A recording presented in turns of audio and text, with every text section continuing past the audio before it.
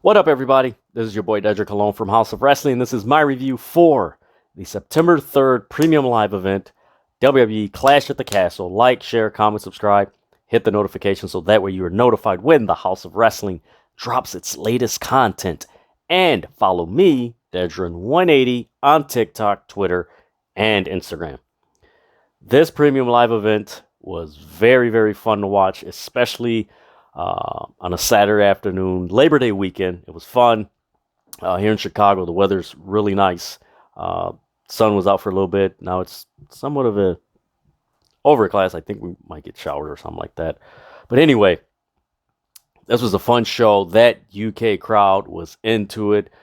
Shout out to the UK crowd, man. They added so much to this show that it made the experience of this whole event so much more enjoyable because they were electric. Every little thing, they reacted to it. They had their chant. Seth Rollins' normal chant during his entrance, that was throughout his whole match.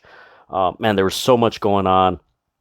The ending, I could see some people loving it, and I could also see some people like, this is stupid. It should have went a different way. But I'll get to that later.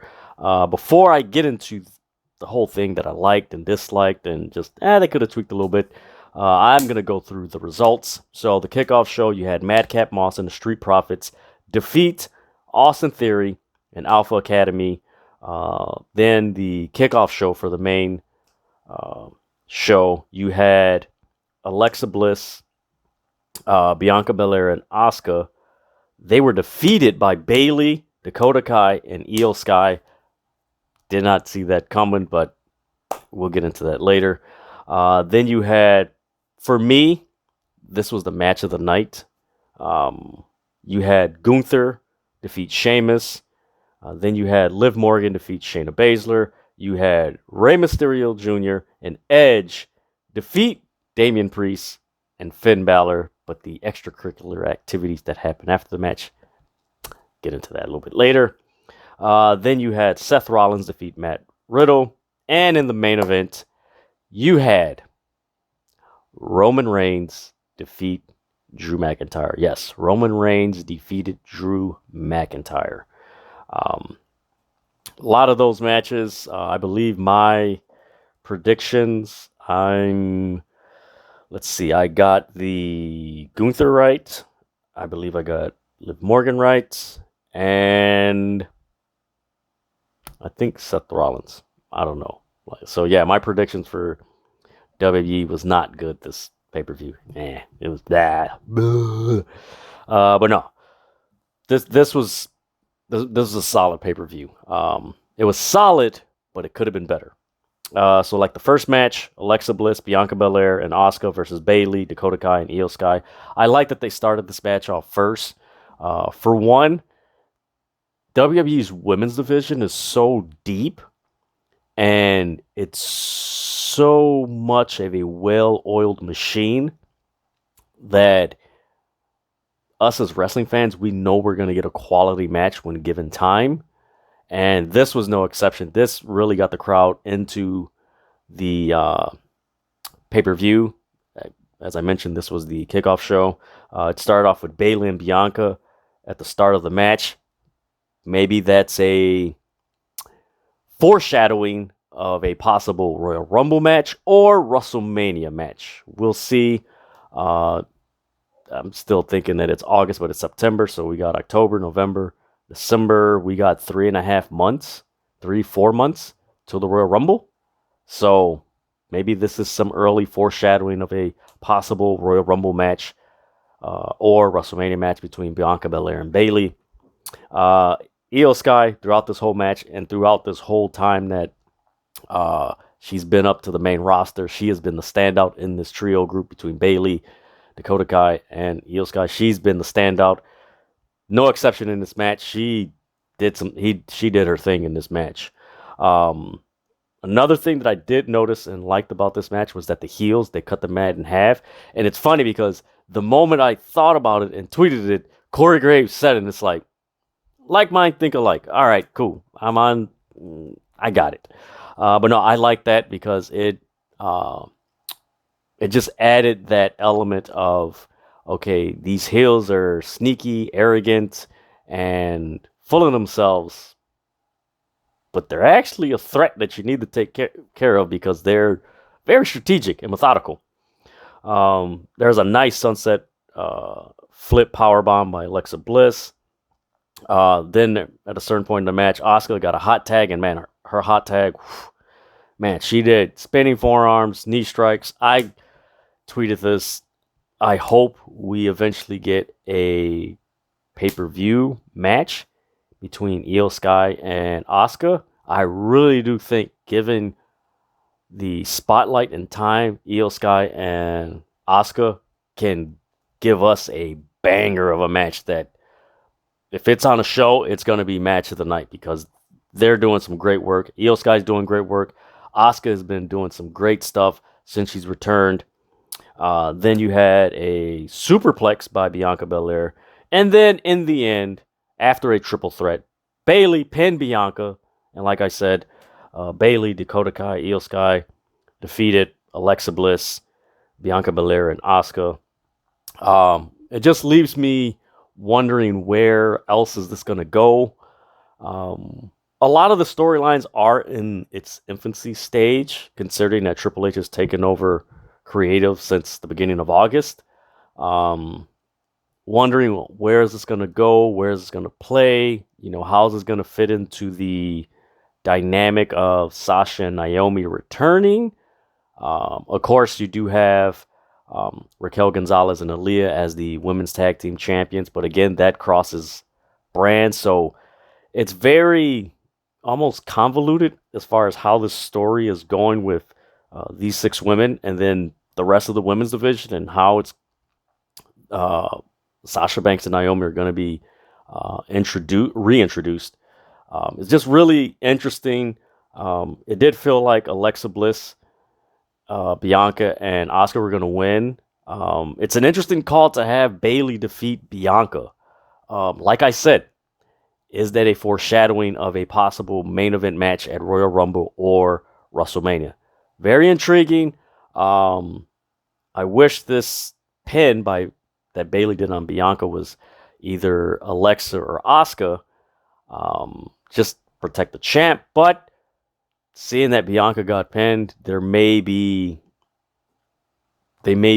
accelerating the storytelling as far as getting to a Bianca Belair and Bayley program, which should be interesting, should be entertaining. Hopefully it's not, like I said, convoluted like Bayley and Becky when it first started last year at SummerSlam, and they put it together at the end before WrestleMania. So we'll see where that goes. Then you had a Cody Rhodes video package.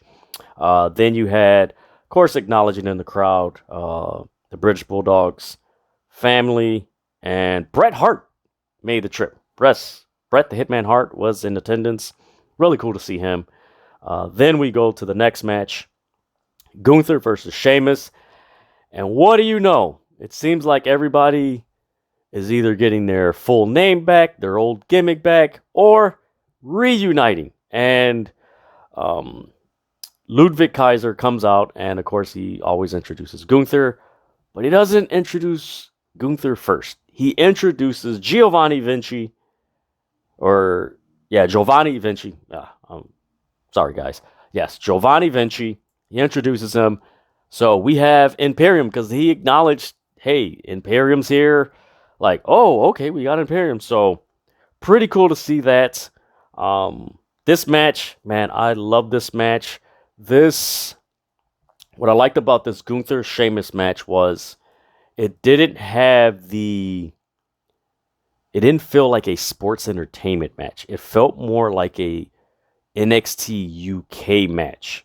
And I know many of you, well, it's in Wales, so it's the UK. But if you ever watched NXT UK when they did a few of their specials before the pandemic and Michael Cole was doing commentary, those matches were intense. And this match, man, Sheamus, I don't know where he went, but he brought Sheamus of 2009 the 2022 at Clash at the Castle against Gunther.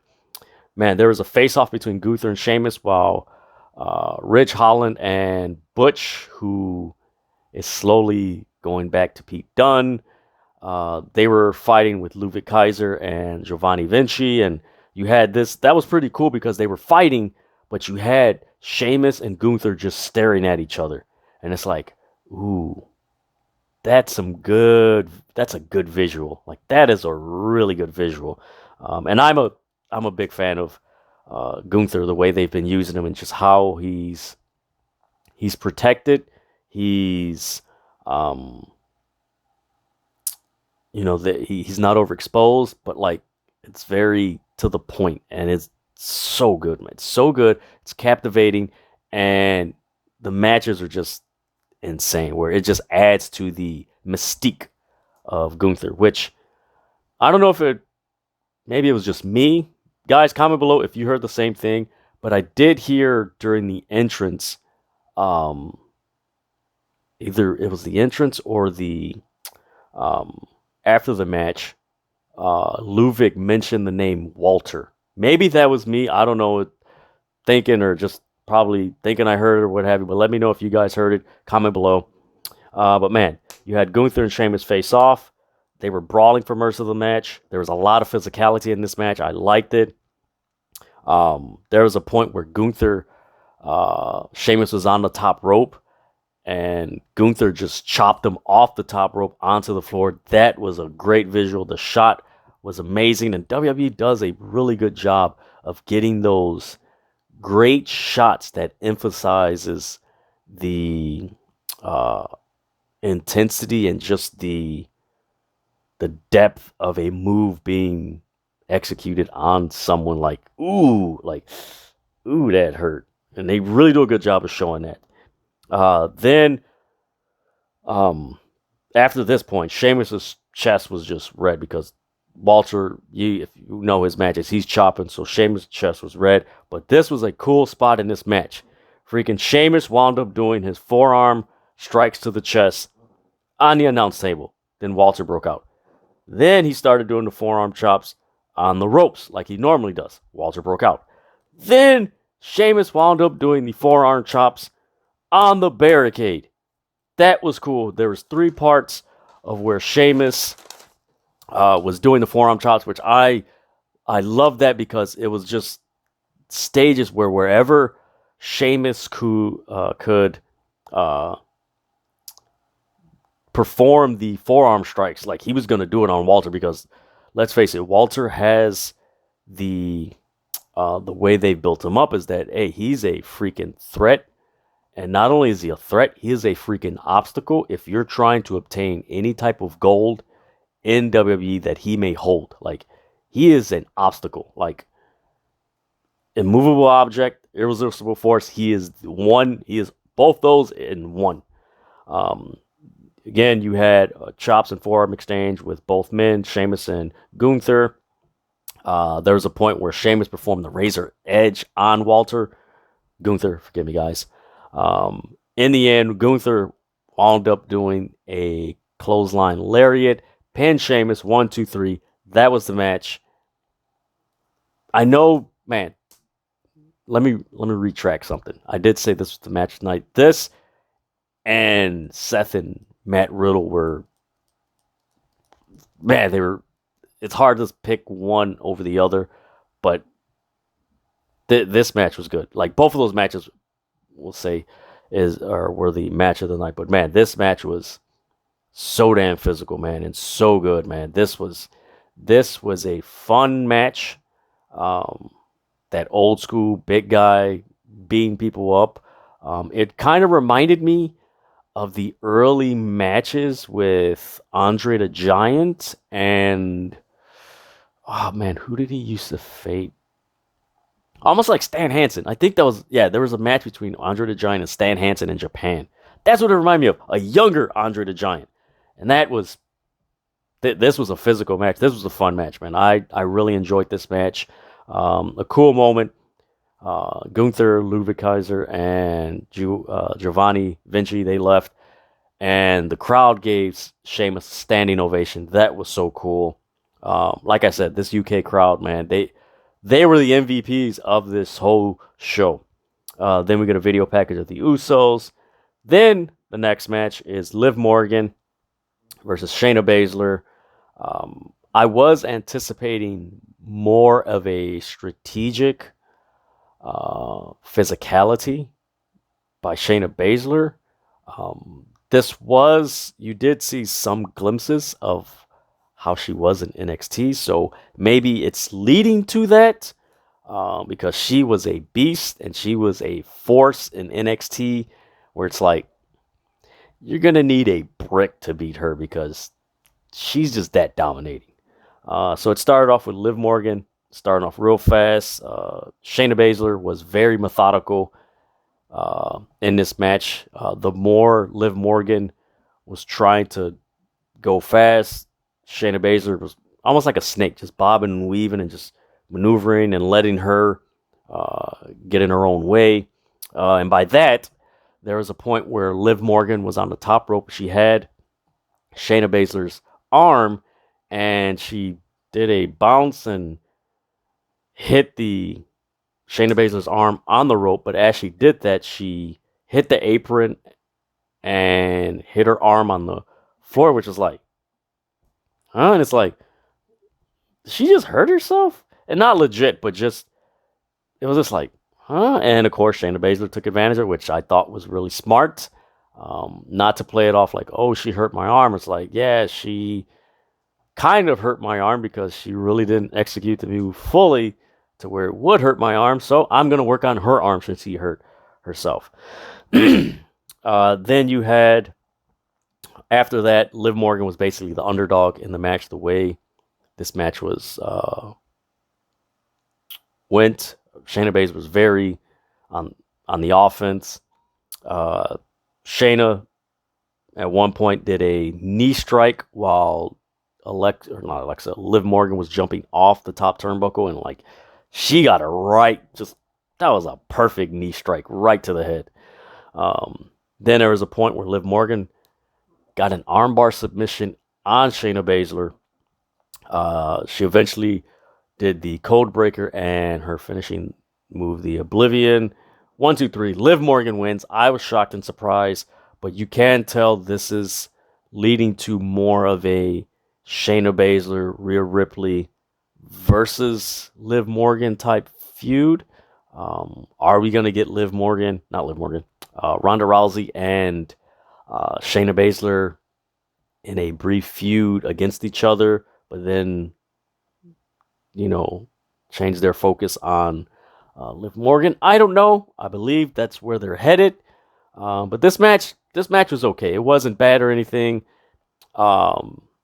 It was a solid match. It was fun. But you could tell this is one of those matches where Liv got the win, but Shayna Baszler got more of the, okay, there's going to be more surrounding Shayna Baszler after this. So that's what I liked about it. Then you had a video package of Paul Heyman hyping up Extreme Rules, which is going to be on October 8th. Then we cut to the crowd, and I did not expect this. This was so cool. They gave a shout out to Miss Lindy and Exotic Adrian Street. If you don't know who Exotic Adrian Street is, Google him. You can say he was a heavily influenced on the Goldust character in the 90s. I do remember him in the 80s, and he was just very counterculture and just very flamboyant, and just when you watch, you're just like, okay. And of course, in the 80s, there was a lot more things said about him that now are very offensive, and there is a lot of slurs directed toward him. But it was really cool to see him and Miss Lindy be acknowledged and everything. And he was a good wrestler too, and the psychology that he used in his matches were just, like I said, he was a major influence to the Goldust character in the 90s. Check him out again, Miss Lindy and Exotic Adrian Street. They acknowledged them. That was really cool. Then we get probably one of the most interesting match of the night. It was a solid match, but the ending was, huh? You had Rey Mysterio and Edge. Dominic was at ringside against Damian Priest and Finn Balor, with Rhea Ripley at ringside. Judgment Day. Edge, he came to the ring with the luchador mask, which, it was all right. He took it off. Again, this is another match. The crowd was into it. The crowd was in all these matches, which that's what made it so much fun, that it wasn't like the crowd is into this match, and then like the next match, the crowd is just sitting there, and then the next match, no, they were consistent throughout the night. There's a nice double team moves by Edge and Rey Mysterio. Then, as things shifted, Damian Priest, he spit on Edge.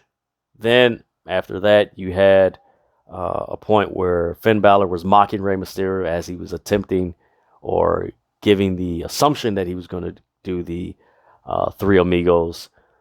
Then from there, we had Edge get a hot tag. He cleaned house, and then he eventually did his own 619, which was 6-1. There's a 9 right there. He got it, but it wasn't. It was interesting to see. Granted, not gonna diss it that much or diss it at all, because let's face it,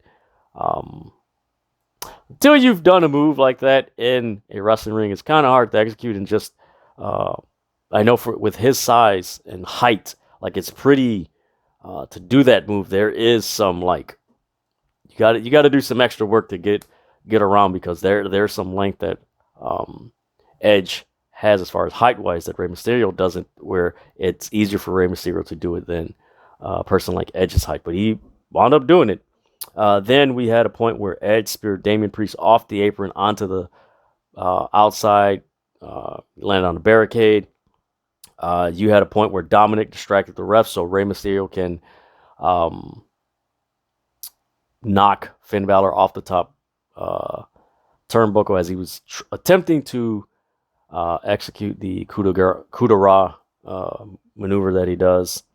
Then Ripley, she took out Dominic. Like always, she beats the hell out of him. Ray, he dove on Rhea Ripley as she was holding Dominic. Edge wound up spearing Damian Priest. 1, 2, 3, they win. So Judgment Day, there's outside, they got that salty face. You got Rey Mysterio. Then to the left of him, you have Dominic, and to the left of Dominic, you have Edge. They're standing in the ring, and Edge and Rey Mysterio celebrating, and you have Dominic and Ray, they're celebrating.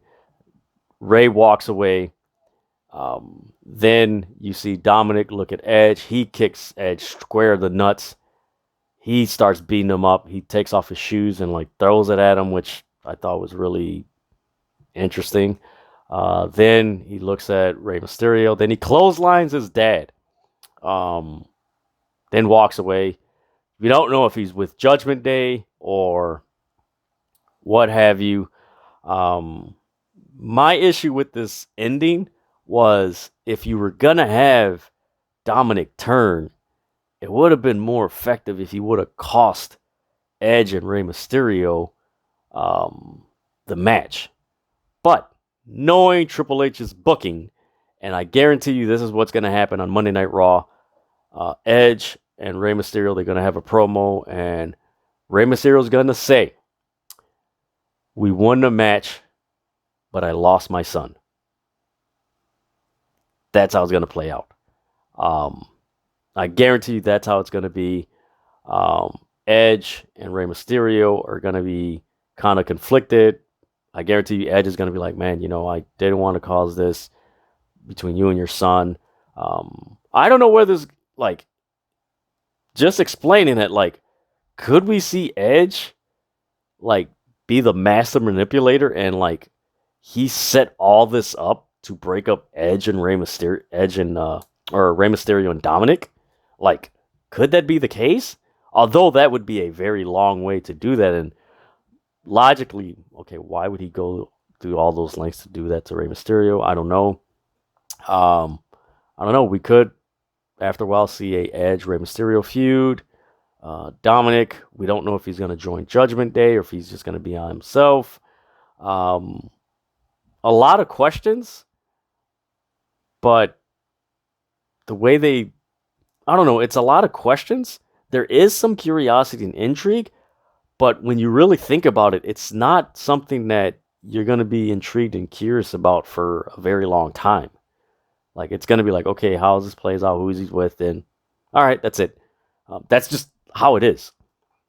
Then we got from there, we have the announcement that there was a press conference afterwards, which, like, all right. AEW does it, WWE does it. I think more wrestling companies should do press conferences because that gives it more of a sports feel. And from what I saw from the press conference, it did look really good. It looked more like an NCAA tournament press conference with all the blue and everything. Pretty interesting. I don't know where they got the idea from. I can assume that they got some inspiration from All Elite Wrestling, which, hey, it is what it is. There's no harm, no foul, or anything like that. From there, we get the match between Matt Riddle and Seth Rollins. And I will tell you this, Seth Rollins has been the one wrestler that has had some of the most banger matches in 2022, and at the same time, he's lost, but he's elevated a lot of people onto more productive and progressive stories. Case in point, look what he did with Cody. Cody came in as the former AEW EVP and, all that. And after a while, Cody is now a major player that could be in line for winning the WWE Championship at next year's WrestleMania. So, good job, Seth Rollins. And I said it. Seth Rollins, look, Roman Reigns is the draw, but Seth Rollins is the backbone. Like, there is no denying that because that man was the backbone in the Thunderdome era. He was the backbone when everything went back on the road. He is the backbone of the freaking company, man. That dude is good. And this match, man, Seth Rollins, he came out with wings. I liked it because this match, they just started off brawling. Like, this was more of a brawling match, which makes sense if they said what they said on Monday about, Matt Riddle talked about Seth Rollins, the real man in your house is Becky, and then Seth coming back and telling them, that's why your wife left you and your kids for your bitch ass, and that whole thing, like, this was perfect. They were brawling. During this match, the crowd was singing Seth Rollins' intro, like his entrance music. They were just singing it. There was a cool spot where Seth Rollins did a barricade bomb. Of course, it's the buckle bomb, but he did a barricade bomb on Matt Riddle, which looked really intense. Then you had Seth Rollins performing a superplex, which Matt Riddle turned that into a fisherman's suplex by Matt Riddle. That was a really cool spot. Then later on, you had Matt Riddle getting some strikes in. Like, you saw some submission holds. There was counter, submission, heavy strikes. Just a lot of that mixture between these two guys, which was a very compelling match. The crowd, again, towards the end of the match, the crowd was still singing Seth Rollins' song. It was like phases. They would sing it, stop, sing it. Like, it was very entertaining. It added to the match. I hope the crowds in the States would do that because that would add a very interesting element to Seth Rollins' matches, which on TV would be very entertaining. Then there was this point in the match where Matt Riddle performed the rear naked choke drop. Then, after executing that move, he did a forearm to the back of the head. Then, of course, you got This Is Awesome champs in the crowd.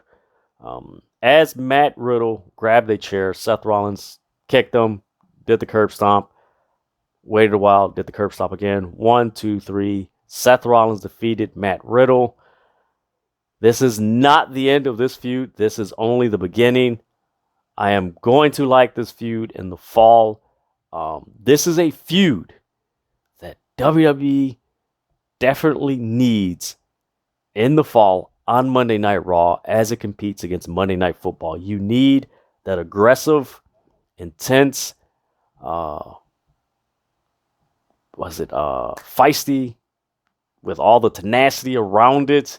This is a feud. This is the feud that you need to be the, I don't want to, you could say the glue of the show. Like, it's that solid, okay, this is the anchor, and then everything else we're just going to build around it and just stuff like this is going to be an interesting feud heading into the fall and the winter. And I definitely see this match going, or this feud going to Royal Rumble and like ending at Royal Rumble and possibly Saudi Arabia or what have you. Actually, no, I can see this feud going to Saudi Arabia, and then that's it, and then WrestleMania.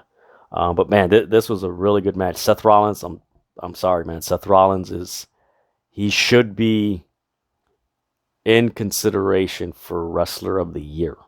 And I know a lot of people, Wrestler of the Year, yeah, or whatever. He should be considered Wrestler of the Year because, man, this guy has done, even though he's lost matches, he's elevated people while he's lost, and he's elevated himself as he's lost, which is a skill set that not a lot of people have. He reminds me, the way he elevates people, but not so much elevate them, but the quality of matches he has with people in elevating people remind me of Macho Man Randy Savage. You go back on Macho Man's matches when he first started in WWF, go through WCW, there's a lot of matches where he elevated people. His feud with Ricky Steamboat.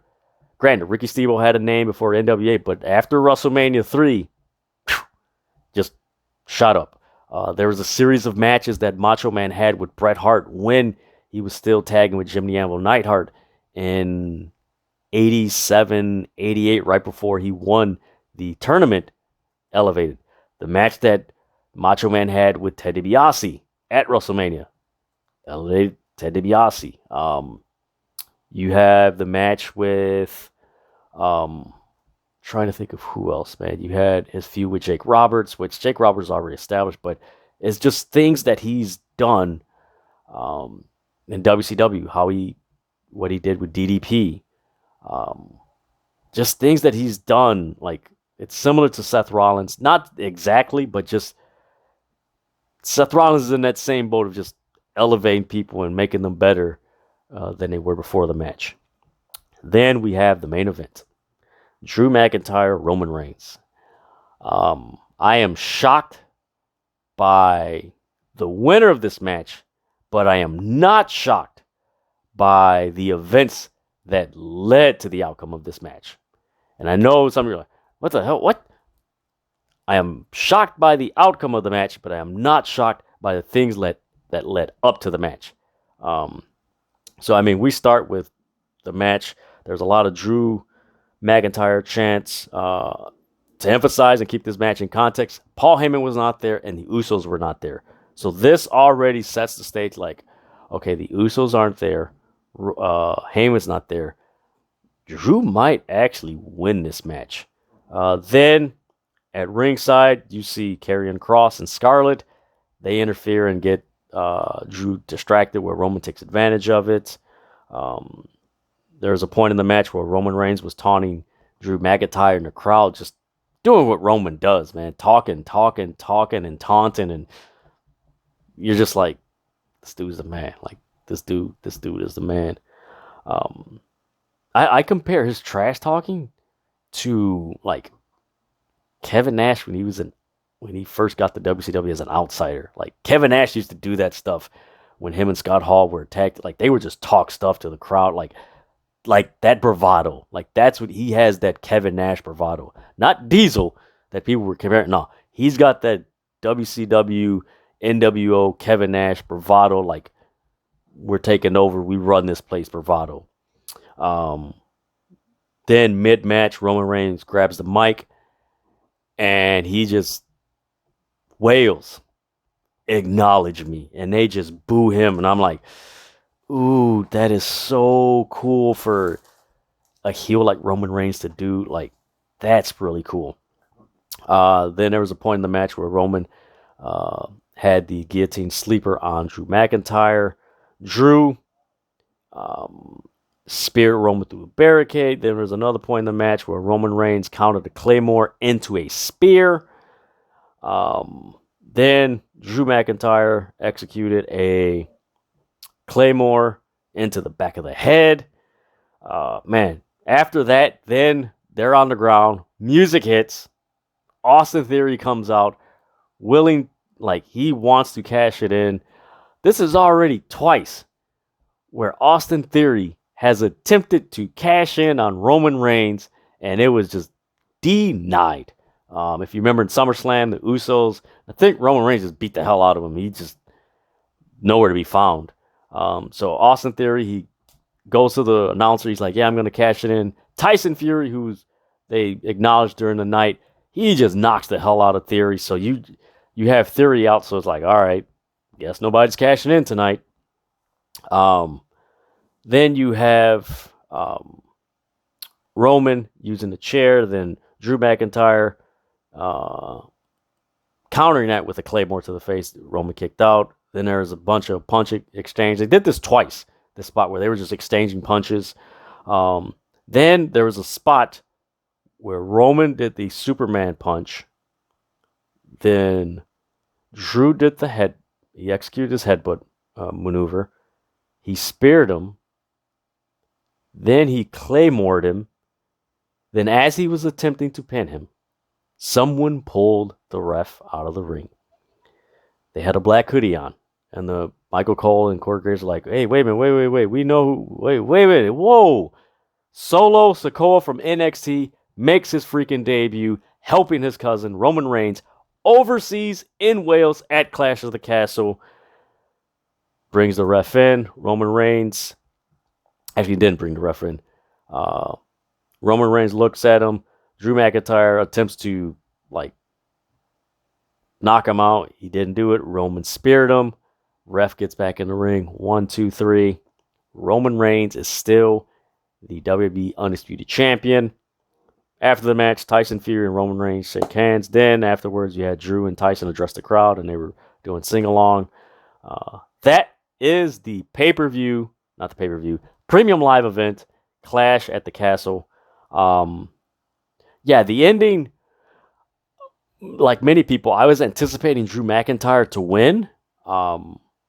And the way everything executed with Karrion Kross, with Austin Theory, with Tyson Fury, with Solo Sikoa, that was kind of you kind of anticipated it. Maybe Solo Sikoa not so much, but everything else you kind of anticipated. And it was weird. You could tell in the end, it was a weird feeling because they're like, okay, we kind of anticipated Drew McIntyre winning, but he's not winning, and they're celebrating. It almost, honestly, thinking about it now, it almost feels like when Lex Luger won his match against Yokozuna at SummerSlam, where he won the match, but it was a countout. He didn't necessarily win the title. Granted, this didn't happen for Drew McIntyre, but it had this, if you guys get what I'm saying, it had a similar feel all right, this is weird. But man, this was a solid show, but man, it's still early in the Triple H being in charge of creative. There's a lot of things where there's a lot of intrigue in wrestlers, and some of the storylines are still wait and see. This Drew McIntyre Roman thing with Roman beating Drew at Clash at the Castle. So it's like, all right, is Roman Reigns? Let me phrase that. It's not is. So it looks like Roman Reigns is going to go all the way to WrestleMania and face Cody Rhodes for the title. What's going to happen with Karrion Kross?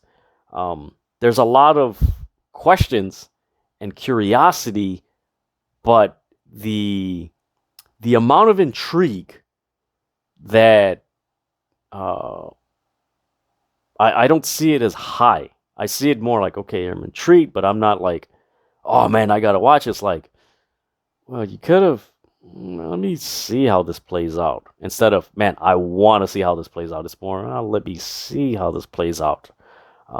Just a very interesting way to book this pay-per-view or premium live event.